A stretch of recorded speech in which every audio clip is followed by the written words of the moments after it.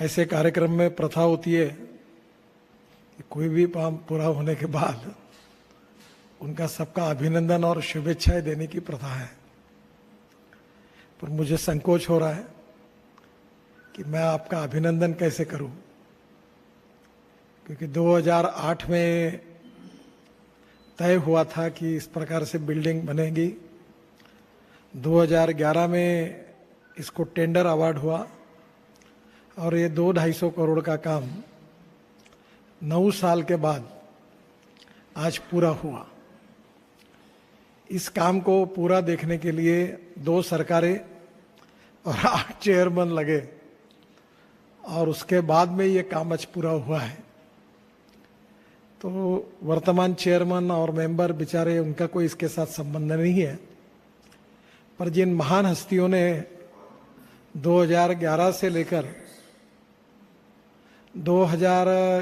लेकर 2020 तक इस पे काम किया है, उनके संभव हुआ तो चेयरमैन साहब उन सब सीजीएम और जीएम इनके फोटो एक बार इस ऑफिस में जरूर लगा देना कि जिन्होंने 9 साल इस काम को केवल निर्णय न करने के कारण देरी की, और इसके लिए उन्होंने जो 9 साल की देरी की, कम से कम उनका इतिहास भी सामने आए। आप और हम गौरव से कहते हैं कि दिल्ली मुंबई हाईवे अब हम 2 साल में पूरा करेंगे, 80,000 1 लाख करोड़ का। तो 1 लाख करोड़ के काम के लिए हमने 3 साल 3.5 साल अगर लगेंगे, और ये 200 करोड़ के काम के लिए हमने 10 साल लगाए, तो ये कहीं ना कहीं अभिनंदन करने वाली बात तो नहीं है। मैं आपके लिए तो कुछ कहूँगा नहीं, पर मुझे इस बात की शर्म आती है, इतना आपके सामने जरूर कहूँगा। आपको संभव हुआ तो ये बात कही जाएगी, क्योंकि मैंने इसके लिए 2-3-4 मीटिंगें ली थी। ये जब काम फंसा हुआ था तो मुझे भी काफ़ी जानकारी है, और अभी सरकारी पद्धति के अनुसार कॉन्ट्रैक्टर पर ब्लेम डालकर वो एनसीएलटी में गया, और एनसीएलटी में जाने के कारण ये हुआ। धीरे ऐसे करके एक रिकॉर्ड तैयार किया जाएगा।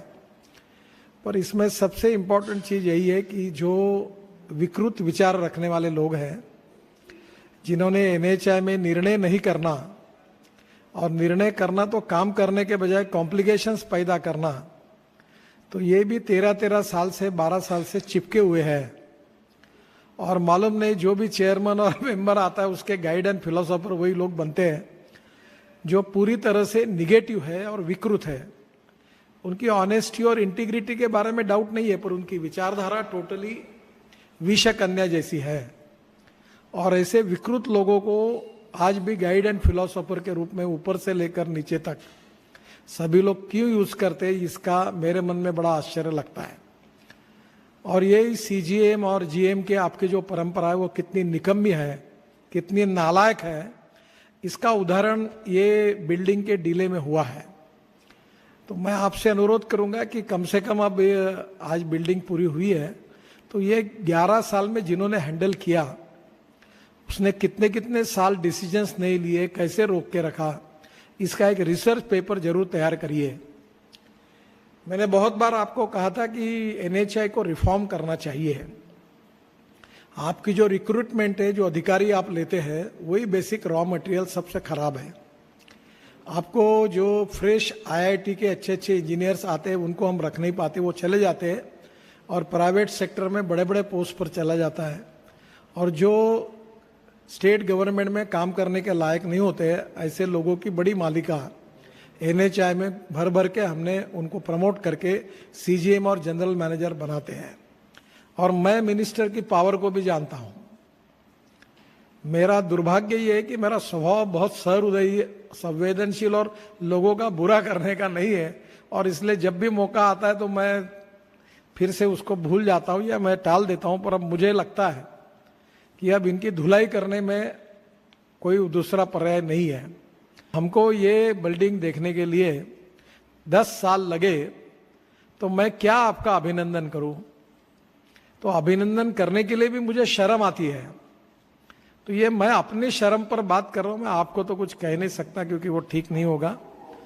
और अभी भी एनएचआई की इस सब डिलेज का जब तक अध्ययन नहीं होगा और अध्ययन होने के बाद जब तक इस बात का पता नहीं चलेगा कि इसमें क्या प्रॉब्लम्स है, क्या बॉटलनेक्स है, क्यों ये नहीं हुआ, इसके ऊपर अगर आप जब तक निर्णय नहीं करोगे और वही लोग बैठ के वही करेंगे, तो मुझे लगता है कि ये देश के लिए अच्छा नहीं है।